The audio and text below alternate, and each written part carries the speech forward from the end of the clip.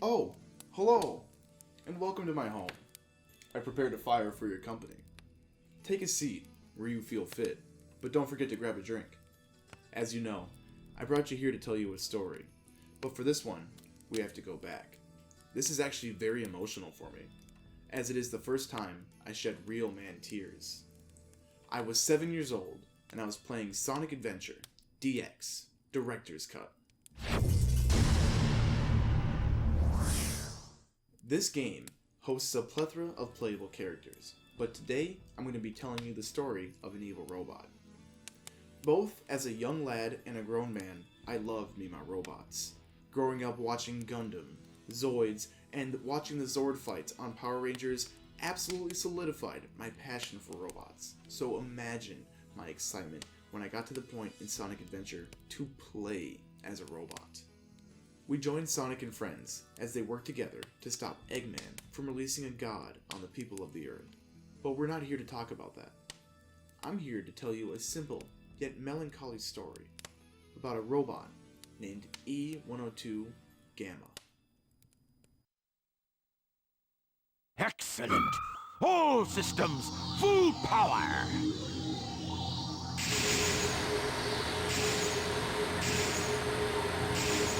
Look at me! I'm your brilliant creator, Dr. Robotnik. You're the second of my E100 model machines. E102, codename Gamma.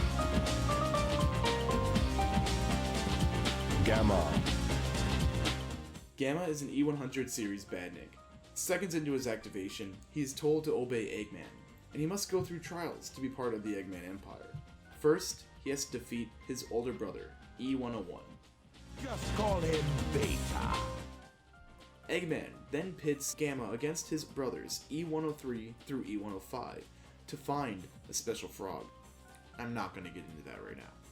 When Gamma is the only one to bring the right frog, Eggman sees the other models as useless and teleports them away. As they leave, E103 turns to Gamma before he's evicted, and this clearly affects our main character. The next mission is an easy one. Bring Eggman the already captured bird. How could this possibly affect our character's psyche, you ask? Well, like a 7-year-old boy, walking in on his parents, doing the deed that scars him to this day. Gamma finds Beta being taken apart. Unable to process what he had just seen, Gamma exclaims what that 7-year-old might have said all those years ago. This is the wrong room. He then finds the right room with Amy Rose and the bird she appropriately named Birdie. Amy questions Gamma why he obeys Eggman's orders, but he doesn't know himself. After having an intense staring contest with Birdie, Gamma decides to let them both go. Eggman then calls for Gamma to fight Sonic, but Amy gets in the way to calm things down. She explains that Gamma is her new friend since he helped her escape. Now, realizing he betrayed Eggman, Gamma flies off to reflect on his life, then concludes that Eggman does not matter, and that saving the E100 series takes top priority. As I said earlier, the E100 series are badniks. These robots are powered by live animals. Gamma knows, to save his brothers, he must destroy the robots and release the animals inside. After destroying E103, E104, and E105, Gamma realizes the only E100 series left are himself and Beta. Gamma confronts Beta in a dramatic one-on-one endgame battle.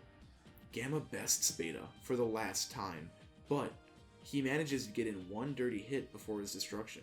This causes Gamma to go into critical failure, but before it ends, Beta's bird stares into Gamma's eyes.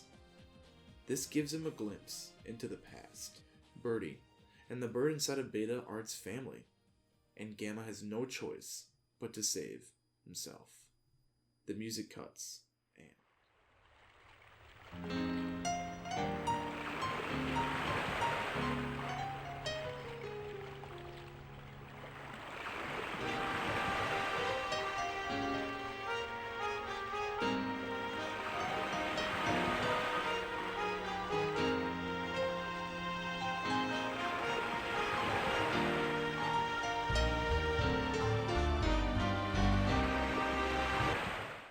Even now, as an adult, replaying through this game, the story beats hit me in a way I wasn't prepared for.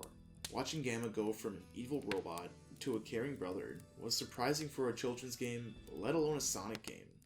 The 7-year-old child was thrown for a loop when his cool, gun-toting robot was killed by a dirty hit. I didn't care that Gamma was free.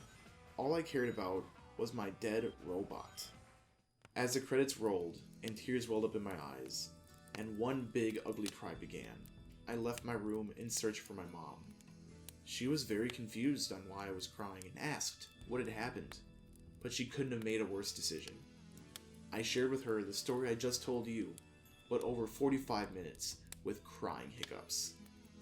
That is my story. I appreciate you for taking the time to join me here in my lovely abode and experiencing my vulnerability. But now, I have an important phone call to make, so get out of my house.